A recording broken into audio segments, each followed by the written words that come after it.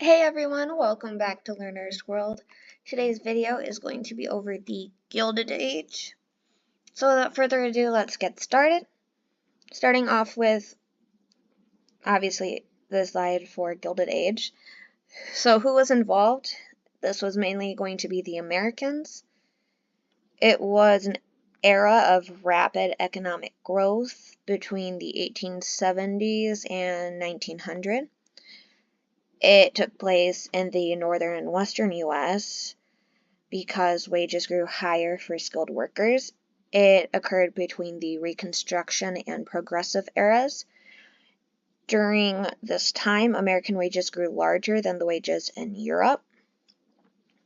The Populist Party, so who was involved with this, was mostly farmers and Democrat William Jennings. It was a political party in the late 19th century, which was going to be during mostly the early 1890s in the United States.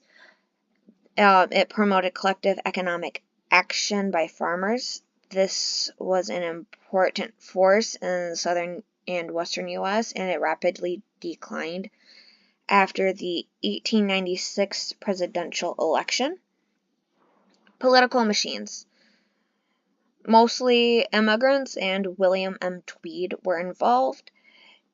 So what was it? It was a bossism, which is a system of political control, such as Tammany Hall. When it occurred was the mid-19th century in New York. It promoted financial and social self-interest. In U.S. politics, this was typically a party organization headed by a single boss or a small autocratic group that commanded enough votes to maintain political and administrative control over a city, county, or a state. Tammany Hall, so who was involved? It became known for charges of corruption against leaders like William M. Tweed. What was it? It was a New York City political organization formed in 1789. It was founded in New York. It happened due to opposition to the Federalist Party.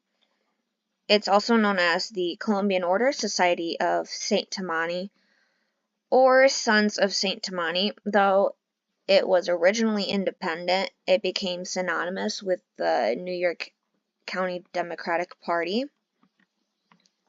Social Darwinism. So who was involved? The government, social Darwinists, and Herbert Spencer. What was it? It was the idea that only the strongest and fittest would survive. When it occurred was the mid-1800s. It took place in England and America because the idea was it leads wealthier people to believe that poor people are inferior and weaken the human race. It's the theory that individuals, groups, and people are subject to the same Darwinian laws of natural selection as plants and animals. Now largely discredited, social Darwinism was advocated by Herbert Spencer and others in the late 19th and early 20th centuries, and was used to justify political conservationism, imperialism, and racism, and to discourage intervention and reform.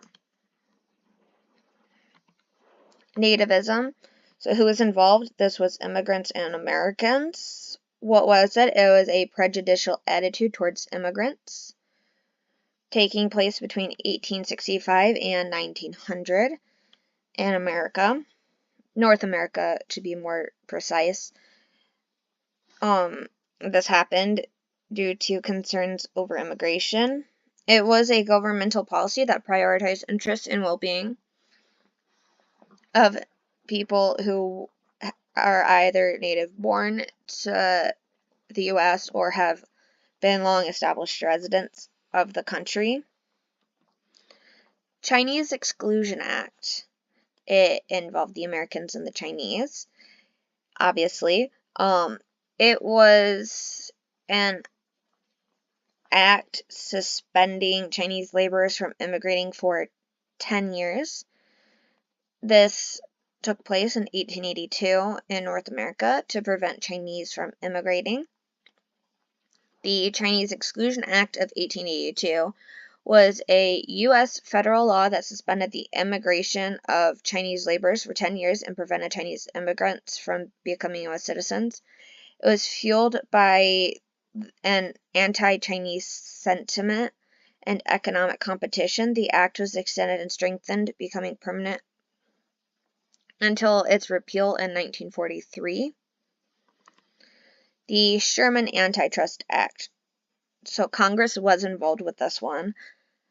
What was it? It was a transformation of an economy, technology, and government between the 1870s and 1900. It took place in the United States. Why it occurred was to prohibit trusts, monopolies, and cartels. The Sherman Antitrust Act is a landmark 1890 U.S. antitrust law that prohibits monopolies and anti-competitive practices like price fixing, bid rigging, and market division.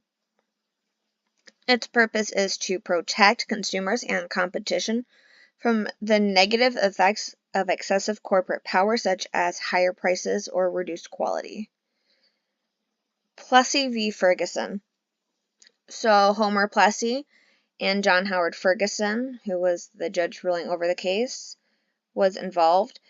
What was it? It was a constitutionality, or it was a case over the constitutionality of racial segregation in 1896. This took place in the Louisiana Supreme Court because separate accommodations for blacks and whites on railroads and separate railway cars was a big part of the segregation. So Plessy v. Ferguson.